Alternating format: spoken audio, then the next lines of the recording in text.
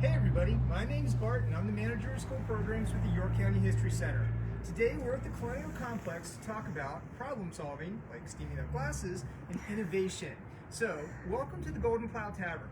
Plough Tavern was built in 1741 by German immigrant Martin Eichelberger. Now, keep in mind, in 1741, this was literally the wilderness. There's no Lowe's, there's no Home Depot, Amazon's not going to deliver you any of your supplies. You've got to figure out how to live off the land. So the question is, what do you got?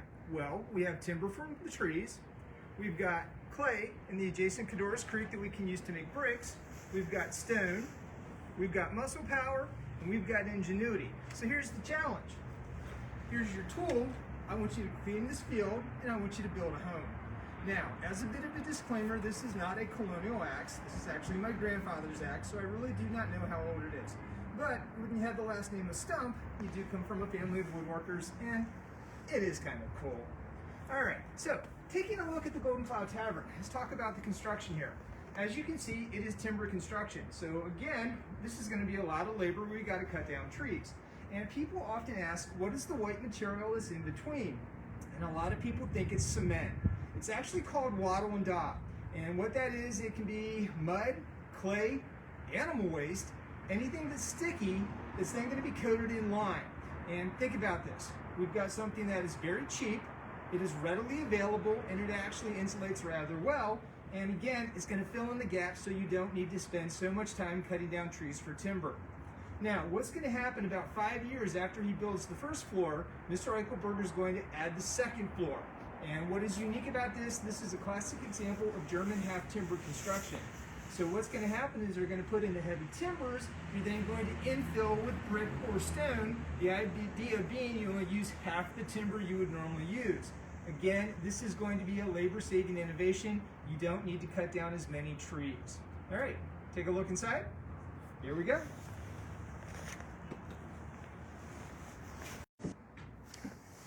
Welcome to the pantry of the Plough Tavern.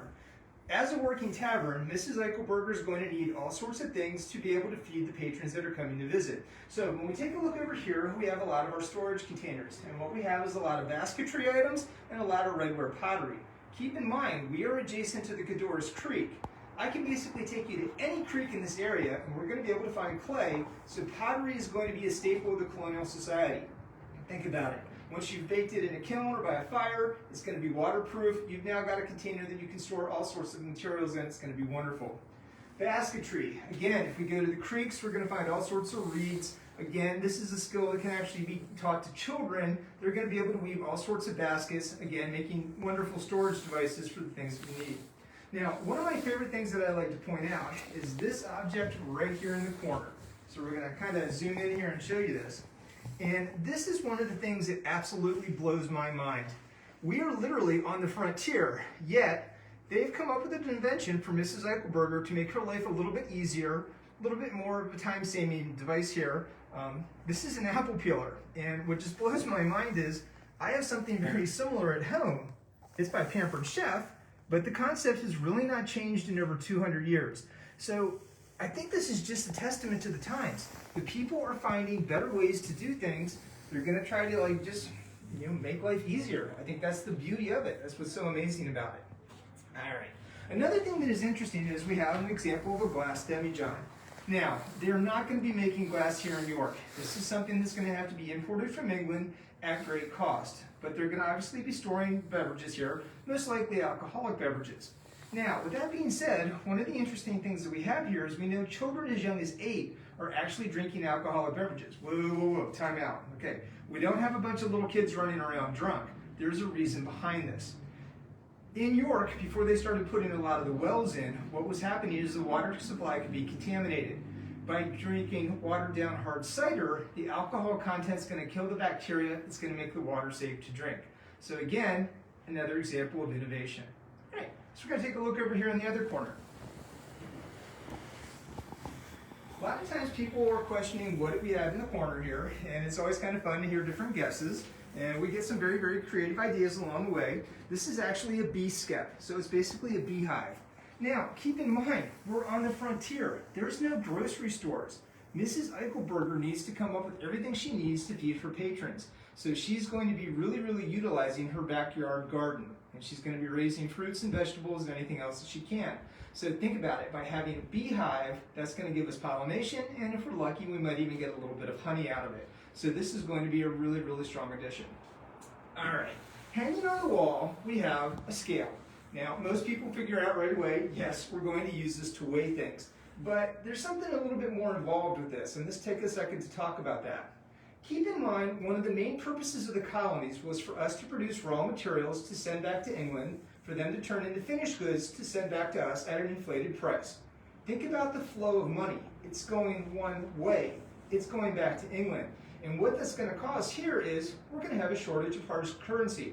So we're going to be using anything we can. We'll be using English money, we might be using Spanish money, but what we're really going to use is bartering. We're going to be trading. So Mrs. Eichelberger is going to be wheeling and dealing. She's going to be trading for whatever she needs. So she might be trading wheat for eggs. She might be trading fish for whatever else it is. So again, having the scales is going to be super important because it's going to be a way of them doing exchange. And this is something that was very common during the colonial era.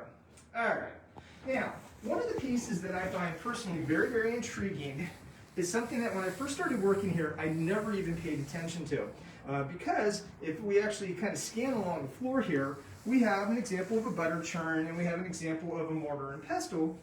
And I always kind of just thought, oh, this is another mortar and pestle. I never really paid attention to it until I realized, well, when you look inside, it's completely hollow. And I'm sitting there going, why did they hollow out this log?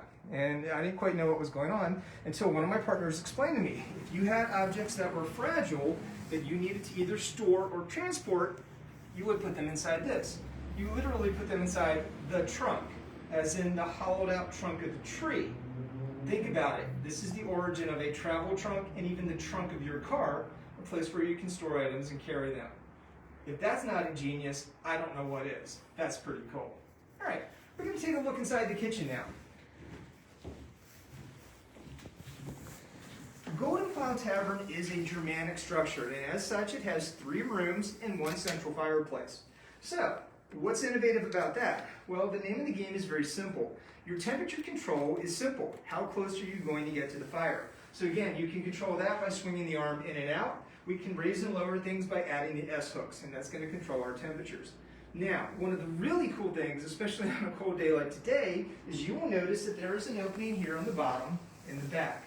This is called the jam hole, and what would happen is they would basically take coals from the fire here, they would shovel them through, and we're going to sneak around the corner here, and feed those coals right into our 5-plate iron stove, which would then be used to warm the overall tavern. That's pretty slick. All right, so another thing that's interesting is, again, we're on the frontier. If we break something, it's not like we can run to Target or Walmart and simply replace it. You've got to either fix it, refurbish it, find something else to do with it, repurpose it, whatever. And a classic example of that is over here. Again, if we're going to be serving food in the tavern, we're going to need plates and bowls and utensils and such. And one of the things I found very interesting is if you take a close look at this, you can see where this plate actually broke. They rewired it so they can use it. So again, it's just one of these problem-solving skills. They don't have it available to get a new one. They're simply going to fix the one they already have. That's pretty cool. Now, another thing that's interesting is we can't just run to the mall and buy new clothing. You're going to either have the option of importing it from England at great cost, or guess what? You're going to have to make it here on your own. So the question is, what raw material are we going to use? And the answer to that is we're going to be using flax. Now, flax is a multi-purpose plant. We can actually eat the seeds, they're edible, which is wonderful, but what we want is the fiber that is inside the stalks. So what you would do is when you would harvest them, you would basically take the stalks, you would soak them in water, allowing them to start to break down a little bit, and then you would use what is known as a flax break. You're going to use this to crack open the stalks. You're going to then pull the fiber out. You would then take that fiber, you're going to then use a spinning wheel to spin it into thread. Now, typically weaving is a specialty job at this point in time, so it's not going to be done in the home. You would actually send it to the local weaver, and what's going to happen is when they send it back, you're going to have your linen cloth, and guess what? Mom's going to be making your clothing. So no worries about going to the mall. Mom's going to take care of you here. Again, talk about just amazing problem-solving skills. All right, we're going to walk you over to the adjacent Horatio Gates house, and we're going to actually take a look in the warming kitchen, and I'm going to show you probably my absolute favorite artifact of the entire collection here at the Colonial Complex. Let's go take a look.